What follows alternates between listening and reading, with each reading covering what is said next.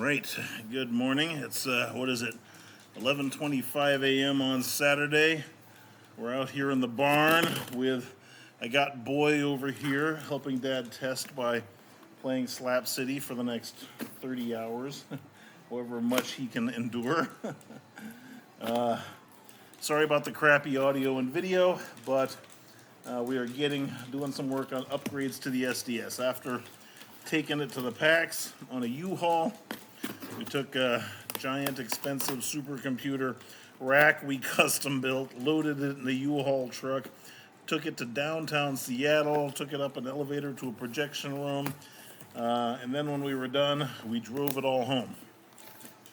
And it worked. The whole thing stayed working, which is pretty impressive, and I'd like to credit it all to the little, the little rubber feet I screwed under every Kinnapute server. But that damn thing has to make it on a 2,000-mile truck ride from Seattle to San Diego and back, and still run. What are the odds I get that lucky again, huh? What are the odds? So that's the problem. So I wanted to be extra sure that that damn thing survives the trip to TwitchCon and back. And they're going to be failures. So there are 2 redundant, in addition to the 8 STS servers, I've got 2 redundant servers in there. One of them with our build environment, so we can literally test, build, and debug on it. Oh, hey, look. TwitchCon stickers arrived. So if you visit our booth at TwitchCon, you can get a Playcast sticker. We'll have some other cool stuff too. These are going to be prizes. Look what arrived. This is, we have Playcast game controllers we're going to give away to some of the winners of the people who visit our booth. So these are arriving. We have custom game pads arriving. We have all kinds of interesting loot that the marketing people are sending our way. So it's like Christmas every morning down here, finding out, ooh, what kind of swag are we making now? That's not what I was actually opening the box to find, by the way. I'm looking for something else that's supposed to be delivered that I want to show you. Ah, there it is. There we go. All right. Did you get beaten up, Boy? Smack that guy. All right. So left the STS running all night, by the way. Maximum power output, all sessions running, the camera running. Just for burning it in. We're trying to see, does it overheat? Does it melt? Do we have software failures? So I came out this morning, and of the 8 STS streams running, 1 had failed. So 7 out of 8 were still working. The one that failed showing a network bug, so it's not too bad for getting to a show. I'm not super worried about that. But of course, we'll get that reported to the engineers.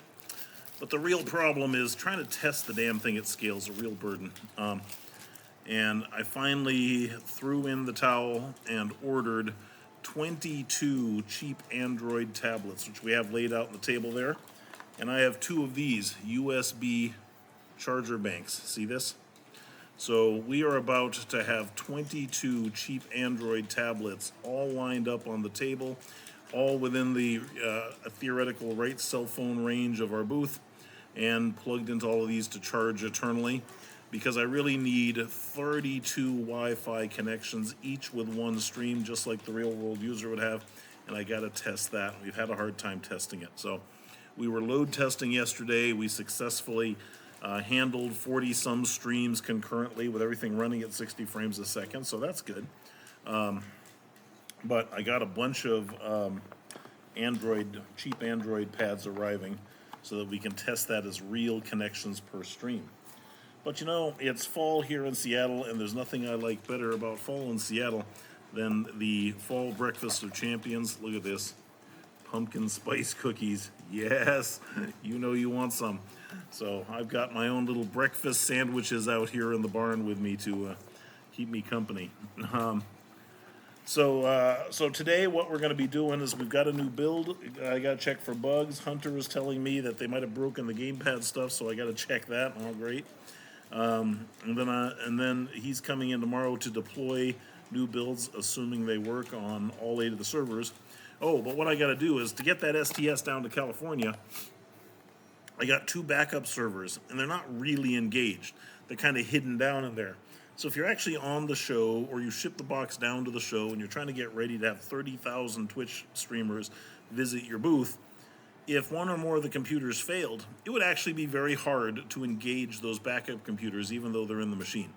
So I wanted to make triple sure. And so what we're going to do is I ordered a 20. We have an 8-port KVM. I'm ordered a 16-port KVM. We're going to hook up all of the servers in there, including the backup ones, all on the same KVM switch, on the same network. We're going to get them imaged all the same. We're going to get them all streaming into OBS the same via the display port capture cards. So I'm going to make sure that if we actually have a failure, there are 2 backup computers really available, rather than technically just bolted in the machine but inaccessible. The other thing is that I got this really cool conference camera on the top of the STS. I don't know if you can see it from here. See, it's poised right on top of the TV screen. It's tiny from here. But that camera is high res, and it's going to record the entire booth activity of STS and stream it live for fun. That's the theory anyway. And we need to record it all. We need to record the whole video TwitchCon and share it with everybody. But the STS host machine doesn't really have enough drive space for that. So I ordered and I really don't want to take it apart again at this stage. As tempting as it is to open the case up, add another HDMI card, add another hard drive, that's the right thing to do, but I don't want to mess with a working machine, so I'm getting an external 14 terabyte hard drive that we will, the ultimate, by the way, you know, duct tape is the ultimate tool for any job. Well, it comes to IT and server equipment, Duralock tape is the ultimate tool. So we just, anything we don't want to screw down, you just take Duralock tape, slap it on there, and it's like super ultra Velcro. So any 2 things that you Duralock together become permanently bonded, and you literally have to get a crowbar to rip the Duralock loose. So we're gonna Duralock that 14 terabyte drive into the server. We'll probably screw in the 16-port KVM. So we're gonna replace the 8-port KVM with 16, get every single machine on the KVM. That'll allow Hunter to run the thing with 1 monitor, although he really still want 2. Get all the machines in line.